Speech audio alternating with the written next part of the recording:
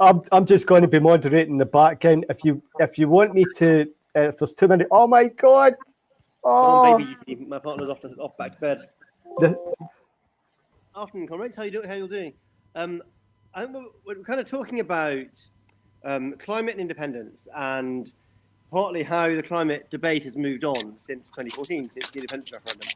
And I think that for me, there's obviously been a huge amount of activity. There's been youth climate strikers and Extinction Rebellion and so on.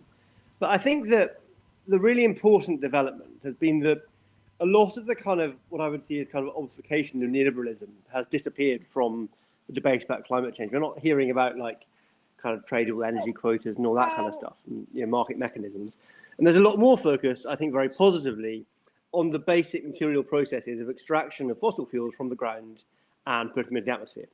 And what that forces us to do is think in Scotland, in particular in the independence debate, about what in reality is Scotland's biggest contribution to climate change, which isn't the kind of individual lifestyle decisions of people of Scotland. It's North Sea oil and our oil companies, and to some extent the way that our financial institutions drive the oil industry around the world.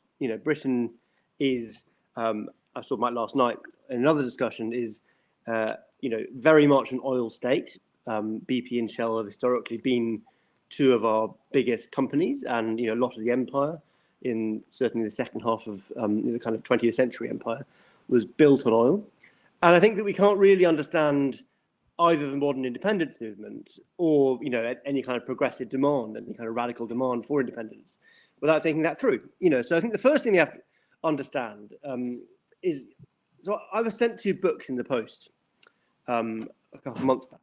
One was a reissue of Tom Nairn's 1977 classic, The Breakup of Britain, in which he describes, I think, a lot of the arguments that a lot of us here have made since then, but he kind of, in many ways, made them first, kind of making the radical case to break up the UK, and also argued that this would happen within his lifetime. Now, Tom is still alive, and he still thinks that within the next 5 years or so, it will happen. I spoke to him about this recently. But if that process was slowed or delayed, the process he describes in The Breakup of Britain, then I think it's largely because of what happened in the other book I was sent, which is a book called Crude Britannia, about how Britain is an oil state and struck oil.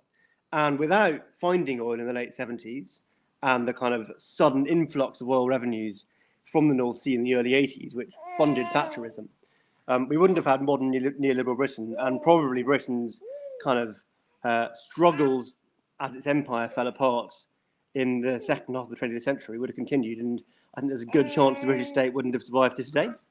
I think that what we're seeing now, sorry, I've got a baby here who's suddenly getting very vocal, but what we're seeing now is, whereas in 2014 the SNP tried to pretend that Scotland could be floated on that oil bubble, it was the last gasp of the "it's Scotland's oil" nonsense, etc.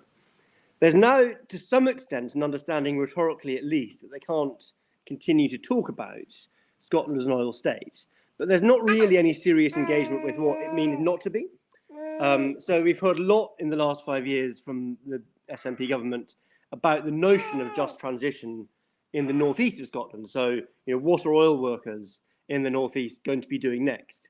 But we've seen very little change in, the whole term of government, period in which the science has been very clear that we can't continue to drill North Sea oil. And so I think that the most important thing that we all need to think about is, firstly, how are we literally going to stop new licenses being granted for North Sea oil? How are we going to stop oil being extracted from the North Sea? And let's not beat about the bush with that. If we have any understanding of global justice, then we have to think about there's much, much more oil in known global reserves than the planet can safely burn. There is, think about exploration of oil, there is much more carbon in the lithosphere that we know about, in the rocks in the ground that we know about, in oil, than can be put into the atmosphere for civilization to continue to survive. And so if we're interested in global justice, the question you then have to ask is, well, who gets to sell their oil? Which countries in the world have a right to do that? And I think very clearly Scotland is a long, long way down the list. We're a rich country globally. People in Britain historically are responsible for more carbon emissions per capita, more of the current carbon in the atmosphere per capita than people in any other country in the world bar Luxembourg. And so very clearly, we don't have the right to burn that oil. So we have to work out how we're going to stop doing it. But then secondly, we can't just do what was done to coal workers and abandon them to the market. You know, neoliberalism was built on oil, but that doesn't mean it'll die with the oil industry. So the question is, how do we take control of that process publicly and ensure that there's a just transition through for those oil workers and for, you know, the many thousands of workers who rely in various ways on the oil industry. We're not just talking about, you know, kind of people in hard hats on oil platforms, but also people whose jobs, you know, in the Northeast more broadly, in the Northeast economy more broadly, rely on that wealth. And of course, that, you know, that isn't going to be done by the market. That's going to be done by social institutions, and it's going to be done, you know, through processes led by workers and democratically first. And that's going to require a quite radical transformation in the next, you know, 5 years over the next government in how we understand the role of the Scottish government. And of course, independents will grant some powers to help that process, but those are also things the Scottish government should be doing now and that we have to push them to do now. And she is getting more and more chatty, so I'm going to stop there. But that's my kind of opening gambit, and thank you. Hi, everyone. Thanks for inviting me here. I have less of a cute background thing, but I'll try my best to like entertain you. So my name's Wung. I'm a climate activist from Edinburgh. I used to be quite active in Extinction Rebellion in Scotland. I'm now part of Climate Camp Scotland, but I'm also working for the COP26 coalition in a professional capacity right now. I'm here mainly as a climate activist, not in my professional capacity, but that is just like some background. And what I would like to talk to you about is where the climate movement is at right now, what COP26 kind of means for the Scottish environmental movement, but also for like wider progressive movements in Scotland on a more like tactical basis, so to say. And I want to start with just like kind of like explaining what climate justice is and how we should understand the climate crisis, because the climate crisis is will be pitched during COP and during everything around it as like kind of like this kind of like polar bear, David Attenborough being sad situation, right? Like it's gonna be very, very heavy on that, and as a response, everyone is gonna go into loads of details on technical solutions, carbon markets, negative emission technology, carbon capture and storage stuff, and which is not what we want for climate justice. This is like a false representation of what the climate crisis is, because the climate crisis is mainly a human issue. It already affects communities across the world, mainly in the global south, mainly indigenous communities that are already suffering under the climate crisis. And the climate crisis is a symptom of a failing global economic system. So it's both a symptom and it accelerates that kind of failure of the global economic system. And if you don't go to the roots, if a solution doesn't address the root causes of the climate crisis by fixing and transforming the economic system into something else, then it's a false solution. So if you hear stuff at COP26 about like how we can just like tax carbon a little bit more, how we can like just pump it into the earth, or how we just like have technical innovation, magic, blah, blah, blah, then that is on purpose. You won't understand what it is about. And they want to obscure the climate crisis into a technical issue that is depoliticized and where you don't see anymore how it affects people's lives and how it drives inequality across the country. So that is kind of like the context in which COP26 will take place. And what the climate justice movement wants out of it is climate justice. So a recognition that the climate crisis is already affecting everyone across the globe, and those who are least responsible for it are suffering the most under it. And we need system change. We need a systemic approach to climate justice that also addresses health justice, that also addresses inequality, that transforms the entire economic system into something better. That is kind of like what the climate movement is going to push around COP26 against the governments of this world, who are going to pretend that they have everything under control with technical solutions. So that being said, so don't let yourself be confused by COP26. It is lots of technical magic, blah, blah. Don't listen to it. ask questions about like how it's going to address the underlying crisis. But what is probably going to be more interesting to you is what COP26 means for Scottish movements, how it's going to be placed, because as you probably know, 60% of why COP26 is actually taking place in Glasgow is independence, right? Like, so what the UK government is trying to do, the rest of the 40% is racism against the global south, by the way, because yeah, having a protest in Glasgow in November is just not fun, and it's going to make it more difficult to like, yeah, you know, hold the powerful to account. But the 60% of why COP takes place in Glasgow is because they're going to style it up as a hyper-unionist movement, so moment. So they're going to put union flags and union flags everywhere across Glasgow, across Scotland, on all the COP venues, everywhere on the street, and really try to showcase to the Scottish public, oh, hey, if you stay in the union, we can do the climate change together. Look, Joe Biden is here. Look, Angela Merkel is here. It's going to be super great. We can use this together, better together against climate change. So that is kind of like what COP26 is for the UK government in a lots of ways. And they're going to use that strategically against the independence movement. While at the same time, the Scottish government are trying to do the same thing unsuccessfully, I'd say. The relationship between the UK and the Scottish government has deteriorated quite a lot on a ministerial level. Nicola Sturgeon and her pals are not going to get anywhere close to the venue if it's up to Boris Johnson. So she's going to look for other things to like do. So like she's going to like book the Scottish Parliament, alternative venues around Glasgow to like showcase Scottish climate leadership,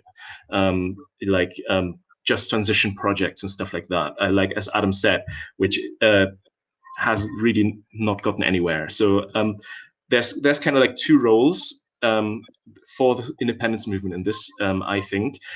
Mainly one is to like push against this kind of like better together narrative from the UK government, but also to call out the Scottish government on their false promises, on their failure to like deliver on quite a progressive rhetoric. So there's kind of like two things that you need to balance during November and in the run up to it, because there's going to be a lot of noise from both sides. And as radical activists for independence, you probably want to do something better. It's not really about which flag hangs on the SEC and on the armadillo. It's about climate justice. So that's kind of like what you as radical activists want to push. So if you want to do that, work with the climate movement, obviously, but there's quite a lot of things you can do as your own movement. So obviously, it's important for Scotland to showcase like local struggles in Scotland about how climate injustice takes place in our own country. So yeah, like as I said, the climate crisis affects those who are least responsible the most, who are already marginalized the most. People in Grangemouth, people near Mossmoran, all workers near the North Sea, they're going to be those who are paying the price for climate policy failures, right? So those who are like who are already marginalized, who are not really well off, are going to pay most of the price, and that is something the independence movement could platform, that an independent Scotland needs to take care of these kind of issues. The other thing you can do is to call out greenwashing at any place. So whether that's the SNP, whether that's the UK government, whether that's unfortunately Scottish Labour, lots of people are going to put out loads and loads of greenwashing, and that needs to be called out on all levels. That is something you can all do. And yeah. And lastly, we're going to organize a Global Day of Action on November the 6th with a big march across Glasgow with a following People's Summit afterwards. So one thing to think about is how do you want to like cooperate with us on that? Do you want a radical independence block in the march? Do you want to like host sessions during the People's Summit where the international movement can communicate with you how a future Scotland could look like? These are all things that you can strategize about, and I'm happy to like be part of that conversation. So yeah, I think it's an exciting moment for all of us. And hopefully, yeah, COP26 is not going to give us climate justice in any way, but we can use that moment to build our movements together. We can use it to bring each other together to build power for system change. And I'm going to close on this. Thanks. Shall we? I think we're having light moderation, so maybe that leaves us in charge of doing that. Well, I pronounced your name wrong earlier, so apologies for that. Is it Wun? Is that right? Yeah. I feel like it's a basic courtesy to try. So apologies. So, what comments or questions people have? I feel like there's lots and lots for us to talk about in this session, and we're small enough we can hopefully have quite a nice chat. And I know there's lots of people in the audience who have lots of interesting thoughts. So why don't people just jump in and we can get going. One question I've got for speakers or just for like folk in general is how important do we think it is to be talking about ownership and energy and transition? Because I think that question is, beyond the really important points that Adam was making about, carbon accounting, who gets to release more carbon in the coming decades, and of course it shouldn't be advanced economies like our own who've already used up our whack, as it was. But like the challenge of winding those industries down comes back to sort of the public liability of being able to manage that, and comes back to sort of community ownership. So I suppose a question I've got is the potential for folks who are independent supporters to talk about the self-determination of energy and transition, and just wanted to hear other people's reflections on that. So Scott will jump in. Why don't you jump in, Scott? And then I also have a couple of comments on that, but Scott. I think Katie's point about ownership of energy is it's really critical to this stuff.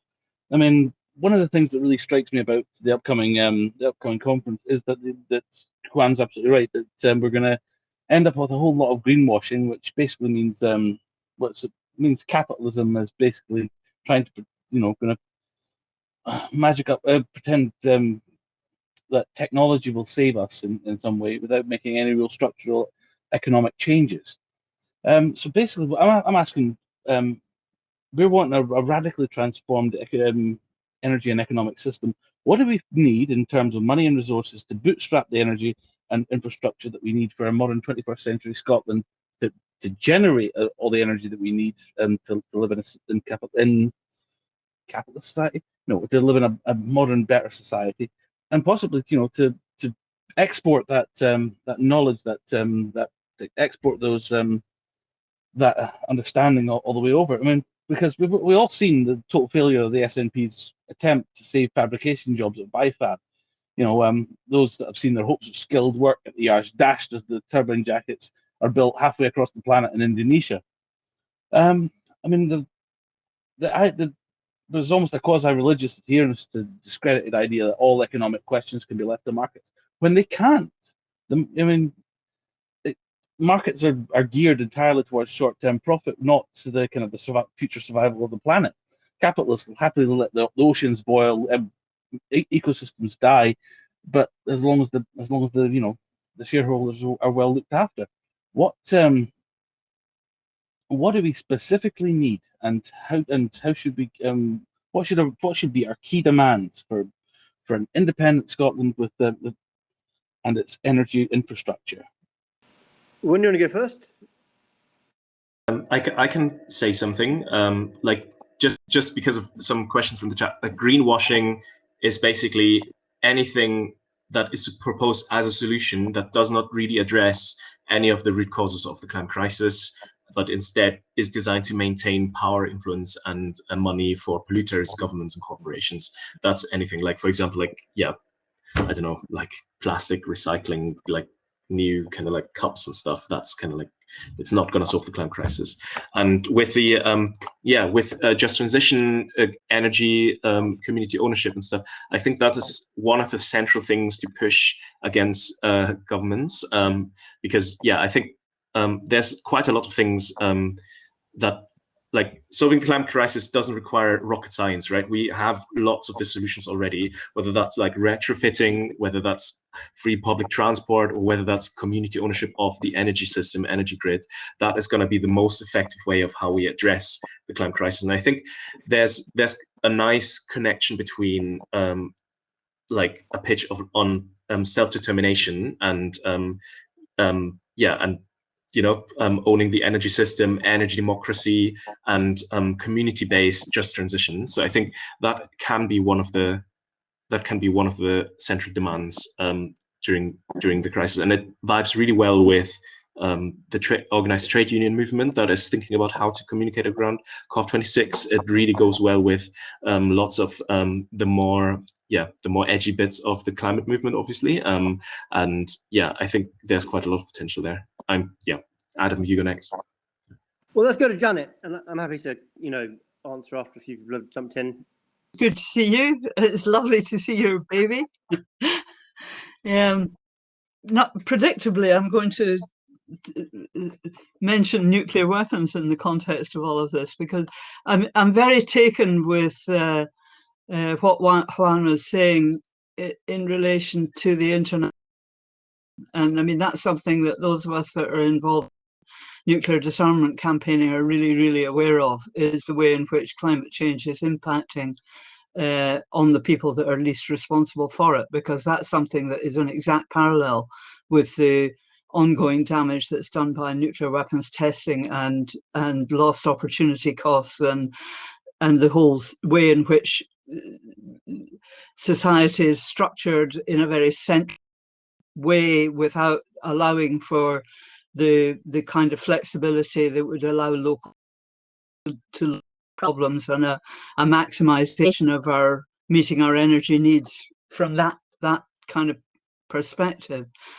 And I really think, I mean, I know lots of people that are engaged primarily in climate campaigning are very aware of this, and people that are involved, especially in the international field of nuclear disarmament campaigning, are very aware of it. And I suppose my question is, how can we work more closely together to highlight these things? Because I think for the person in the street, they're very often seen as very separate issues. You know, you can either go and campaign on the climate, or you can go and campaign on nuclear weapons and arms trading and global dominance. And actually, they're just sides of the same imperialistic, oppressive, racist, xenophobic kind of policies that need to be tackled overall and need to be tackled together. That's me. Shall we go Jack and then Willie, and then maybe we'll jump in, and Nick? Why don't we just go around everyone, and then we can have a chat. So, but then Jack had a hand up, and then Willie. Is that right? Thanks very much. The thing I wanted to say was, I really liked both of what you had to say about what we're looking at in the immediate next wee while. I definitely think RIC should try and organise to have a block of us on the march that you talked about and organising some sessions. But I also think with everything that's going on with COP this year, I would really like to see it as an opportunity to get climate activism out into local communities across. So I'm in Fife. I'm not right next to Mossmoran, but you don't have to be right next to it, that when it's flaring, you can see the whole sky lit up like Mordor, and sense the immense amount of pollution that's coming out of there. I think that the Ferret had this article a while ago that was like the top 10 carbon emitting sites in Scotland, and a whole bunch of them are in Fife. So I was really, really pleased last year when I saw that the climate camp was going to be at Mossmoran. And unfortunately, obviously, the pandemic intervened and that didn't happen last year. But I know there's stuff like that starting up again this year at Mossmoran. And I wonder if that could be an inspiration to people in other places. You know, there's lots of other communities all over Scotland where they have sites like that are a huge damage to the global climate and huge damage to the people that live right there as well. And I'd like to see if that's a thing that we could help with organising. Shall I respond to some of those thoughts? Juan, you respond, and then we'll see if we can get Willie in and anyone else. So, I mean, there's lots of good points there, and I'm not going to just repeat what you said because I agree with you. But just quickly, I mean, on the question of ownership, Mika Minuo-Puello, who's a brilliant kind of oil economist and researcher who used to work for the NGO platform and these days works at the TUC, produced this chart a couple of years ago about ownership of offshore wind farms across the UK. And I'm sure that it's slightly out of date, and it was a couple of years ago, but it's still basically true. And, you know, they kind of did what kind of ownership there was.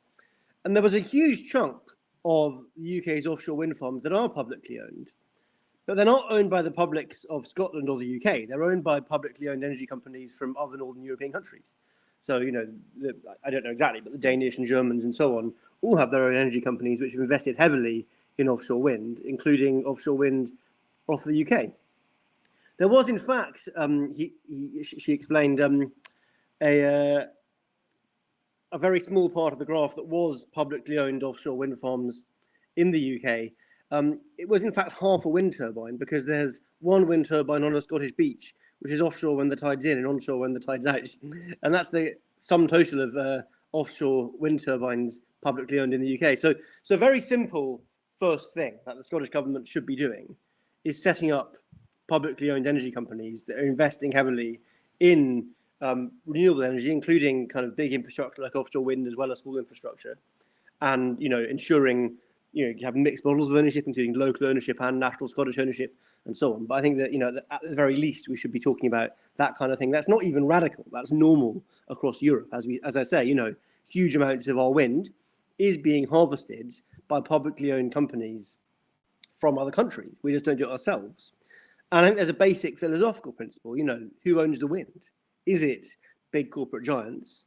Is it, you know, the publicly owned companies of other countries, which you won't want to share the wind with them, but they act as essentially private corporations when they're working overseas, which is here? Or is it the people of Scotland? You know, whose wind is it? It's ours.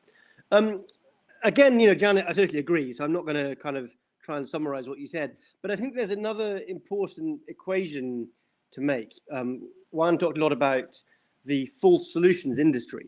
And one of the things we've seen a lot more of recently, you know, obviously there's a big relationship between nuclear weapons and nuclear power. And we've seen a lot more peddling of nuclear power as a solution to climate change in the last couple of years. When, you know, you talk to academics who work in that space, and the case for nuclear power is worse than ever. You know, it's not, there's no way we could, even if you believe that nuclear power might, in theory, work, which, you know, for many other reasons it kind of doesn't economically, there's no way you could build enough nuclear power plants in time to resolve the climate crisis. But yet we're seeing this kind of massive, essentially astroturfing for the nuclear power industry, which I think is quite interesting. And that kind of takes me on to the final thing I want to say, because I think the reason that capitalism is very keen on things like nuclear power is that it's much easier to extract profit from a very centralized commodity. It's much harder to get profit. You can get profit from the sort of decentralized nature of, you know, diffuse nature of renewable energies, but it's not as easy to control that and capture the wealth and extraction from it.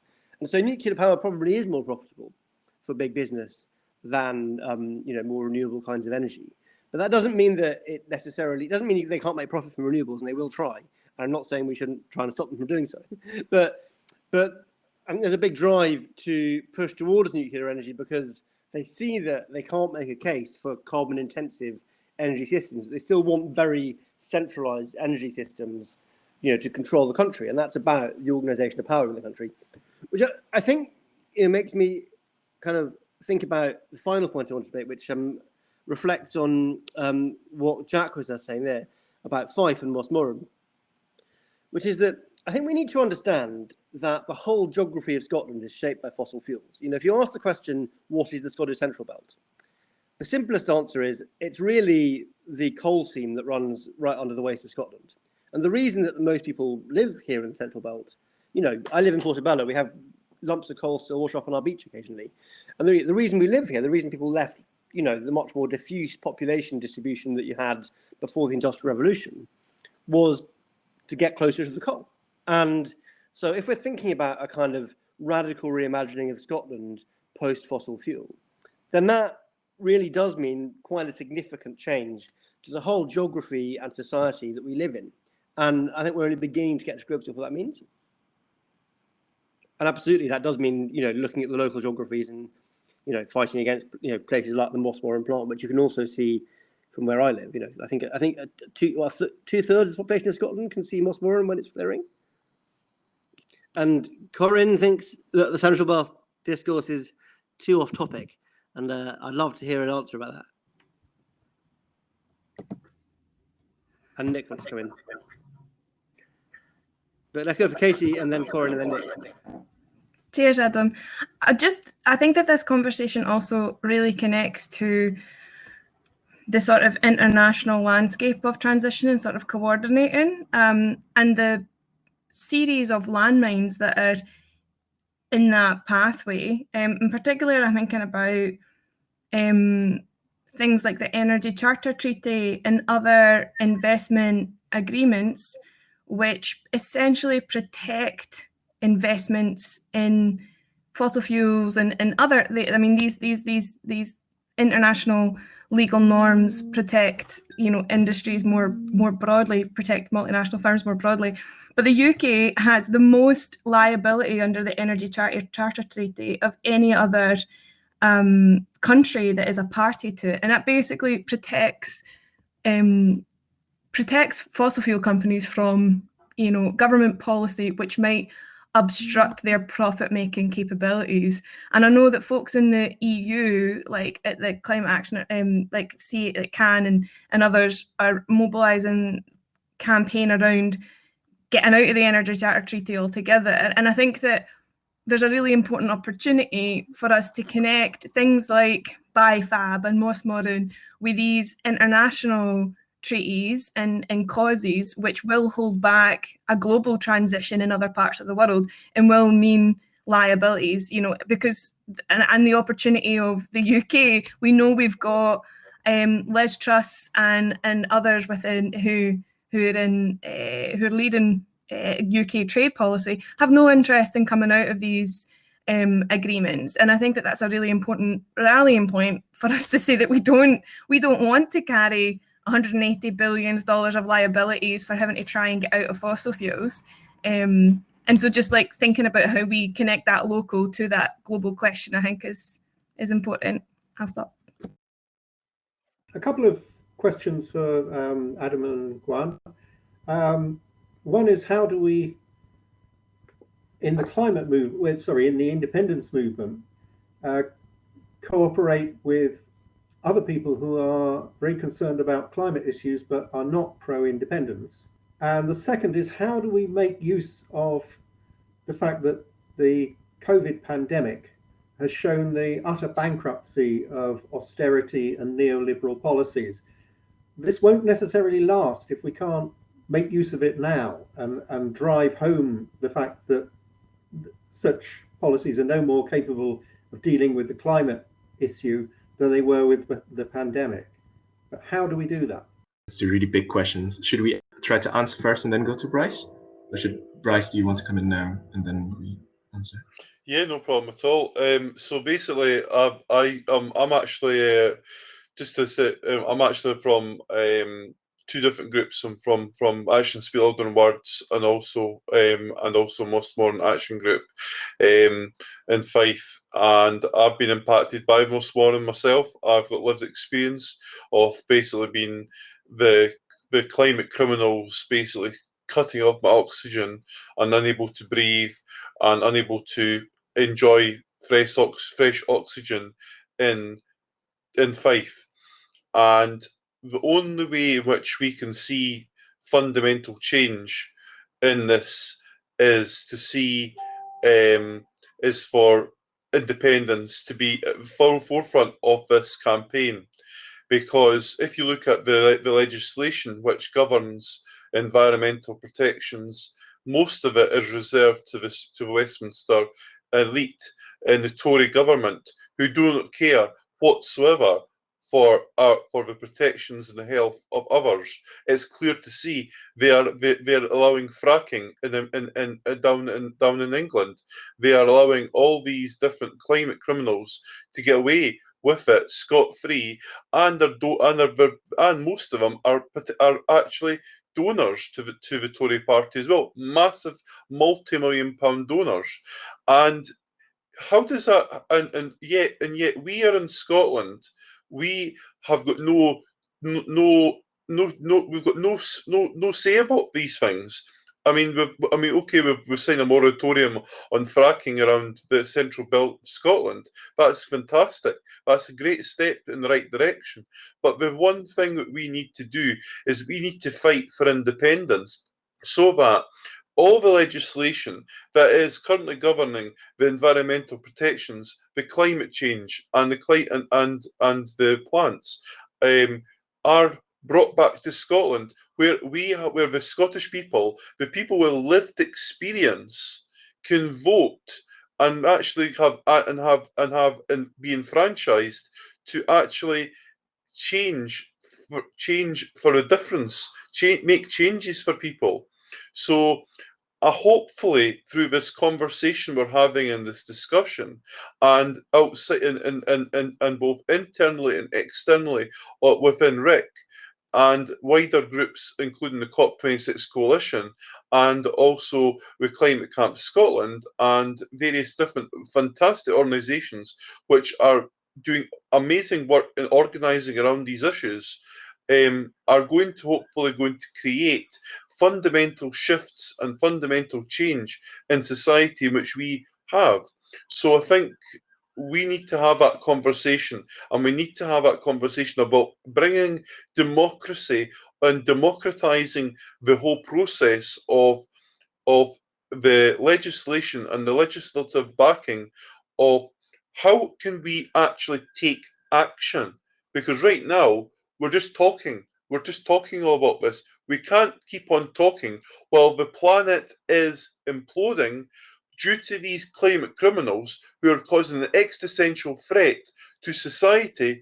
We need them to we cannot wait. The science is clear. Greta Thunberg has already said it on record at submitting scientific papers, saying that we're going at the precipice of a climate catastrophe. We need to start it. We need to stop it now. We need to stop it right now, and the only way to stop it is through independence. And hopefully we need to sort this out. So thank you very much for allowing me to speak, Bow. But I just think you guys are doing an absolutely amazing job, and I'm really looking forward to hopefully seeing what we can do next. Thanks, Bryce. Ryan, do you want to respond to those things first, and then I'll. Yeah, I think I agree with everything Bryce said. Firstly, I just wanted to say we are planning a small climate camp this year at Mossmoran, which will have partly a skill share with how to do civil disobedience, direct action, and know your rights training, spokes training, and stuff like that. And it would be really great to have people from RIC there to train and scheme with us, and then join in a massive march against Mossmoran. But with Nick's question before, I think these questions are quite related, right? How do you connect the COVID crisis, and how do you convince people to work with us, even if they're not pro-independence yet? Because what is underlying the COVID and health crisis is a crisis of inequality and a crisis of a failing economic system, right? The failing economic system has caused this kind of thing. It breeds corruption. It breeds this kind of response to the COVID crisis that killed 150,000 people across the UK. And I think what is important to push there is that it's not that the Tories are incompetent. It's not that the British state or the Tories are just confused about things, because that's kind of an excuse that is being used for them. They're working really well. They're really effective at what they're doing. They're just not working for you, and they're not working for the people across the British Isles. So that is kind of one message to drive. They're using this to get money out of the system to their pals, to their families, to their donors, and to themselves. And they're breaking families and communities across Britain just for that. And I think that is something to drive home, there's all these crises are connected, and the people responsible are not going to get away with it if we don't break the state apart. It's not enough to remove Boris Johnson. It's not enough even to remove the Tories. What is needed is a fundamental reset. And during COVID, I think everyone has seen how damaged and broken the system is. And I think that is something that will convince lots of people who are dissatisfied and in despair to come and work with us, even if they're emotionally still attached to the union. And and it's the same way with the climate crisis, right? It's gonna, I'm gonna stop there. Adam, you continue. Sure. So we had three cracking kind of questions and comments there from Katie, Nick and Bryce. And I think the way that I would frame my kind of response in a sense to all of them is that the first thing we have to understand is the extent to which the British state is a petrostate. Oil company executives have former oil company executives have very senior roles in the civil servant and in government, including Liz Truss, for example. But if you look at the revolving door between the major oil firms and the UK civil service, and it's no wonder that the British state is run in the interests of oil companies. You look at the way that British embassies in oil-rich and gas-rich companies essentially act as advocates for British oil companies and see the assets of Shell and BP as their own assets. You look at the way that the Navy, spends most of its resource working to protect British oil tankers. The way that Navy ships are deployed in the Gulf of Oman, for example, to ensure that oil tankers can go back and forth through it. British oil tankers can go back and forth through it. You begin to understand that, the British state sees its oil assets, as it always has, ever since BP was the Anglo-Persian oil company, the firm used to extract oil from, colonized Iran. Shell was set up as the colonial firm to steal oil from Sumatra. And, as they always have been, these are colonial assets run by the British state and absolutely embedded deep in the structures of the British state. And so, the question for me is how we make a transition to independence that definitely severs those links. And so to come to Katie's question about energy charter treaties, of course the UK has been absolutely implicated in signing treaties which protect and aggressively defend the rights of major oil giants, because they see those major oil giants as their primary assets. And when Scotland becomes independent, it won't be automatic that Scotland is no longer signed up to those treaties. We have to fight for that. We can win that, but only if we fight for it. And so absolutely, we need to fight to ensure that Scotland isn't signed up with energy charter treaties, and that we have a proper review of which international deals we are and are not signed up to, rather than just adopting automatically all the deals that the UK signed up to. To Nick, I actually think that already there's a lot of collaboration in climate activism between people who do and don't support independence. My experience is that most do, but there's also people who don't, who are involved in various environmental groups of different levels of radicality. And I don't see a problem there. But I think that the more that you talk about the British state as a petro-state and understand the extent to which those connections persist, the more that you begin to win that argument within the. You ask how we persuade people that neoliberalism hasn't worked. I mean, I'm not going to pretend I have any wisdom on that. I feel like every crisis in the last, my lifetime has shown that. And I'm not, I haven't got some magic formula for winning that argument yet. But all the things that, we all know how to do and keep on doing them. And if anyone has any great ideas for new things, then them too. Bryce, again, you're absolutely right. The British state is deeply bound up, as I say, with the oil industry. And we see that in Mossmoran. We see that right across the country. And yes, I agree that we need independence in order to sever those links. But as well as, not signing up to energy charter treaties, we also need to make sure, as we gain independence, that we don't let those same oil executives, those same oil companies, take control of the Scottish state. We don't allow those revolving doors to persist. We don't allow that power to just transfer from Westminster to Holyrood, from London to Edinburgh. And that's going to be a battle again. That's something we have to fight for. That's not automatic. It's a winnable fight. It's a fight I'm looking forward to, but it's one we've got to have and we can't ignore. I actually think neoliberalism worked quite well. It just doesn't work for the people. No, but, I agree with that. Probably, yeah. Well, no, okay. So to get into Sorry, that, this is a bit like, yeah. No, I think it's really important to understand, actually. I think neoliberalism did work really well for profit. I would see neoliberalism as an historical period that started when, again, we need to understand the relationship with oil. Neoliberalism began when former colonized countries which had oil formed OPEC and started to charge decent prices for their oil. They refused to have it extracted from them anymore. And it turned out that the social model of Western states, which allowed them to have reasonably generous welfare states without having a serious confrontation with capital, couldn't persist without continuing to extract huge amounts of wealth from former colonies. and that's what the OPEC crisis of the 70s was. Britain finds North Sea oil and so is able to fund its way through and survive for a bit. Other countries don't, and that's why, for example, Germany doesn't have the same neoliberal model as the UK. I think primarily Germany didn't have North Sea oil. Lots of other things too, but that's absolutely crucial part of it. I think what's happening now, and we need to understand this as radical activists, and as we work to change society for the better, is that neoliberalism has ended.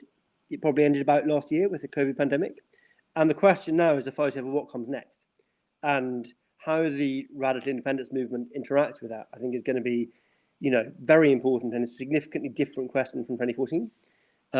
Right. Anyway, who's next? Yeah, thanks very much. I'm sorry I had problems getting in to hop in, but I'm finally here.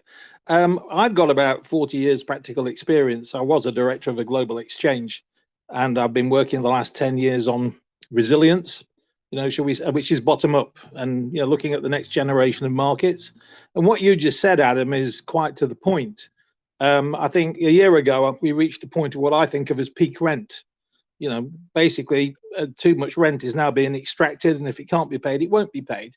And we're moving on to a different sort of networked services economy. That's what I've been working on for at least a decade, based where I am here in Linlithgow, but I also advise governments on energy strategy as well. And I'm telling them just the same. Basically, top down ain't going to work anymore. And the nation state as we know it, because everybody here, I think, is predicated on, well, the nation state is going to be the way it is. Well, I'm sorry, it's not. We're going to be looking at bottom-up institutions, I think, and more to the point, the possibility that energy credit, can be created bottom-up at local level. And I'll just give you a quick example of what I mean by that. If you go to Stornoway, you'll see 3 wind turbines there, 3 times 3 megawatts, private, generating 54 grand a year for a small crofting community. Then you'll see that Point and Sandwick, the community people who did it, they're making best part of $1 million a year and 2 million when the debt's paid off.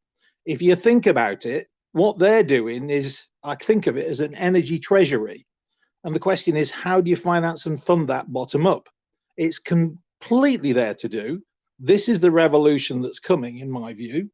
I think of it in terms of energy independence, right? I don't think of political independence. I think of energy independence, housing independence, food independence, bottom up, implemented, starting now, based on mutual agreement and cooperative individualism. End of rant. Thank you very much. Too close to the end of the session to start my topic, so maybe. Go on, give us a quick hint of what it was.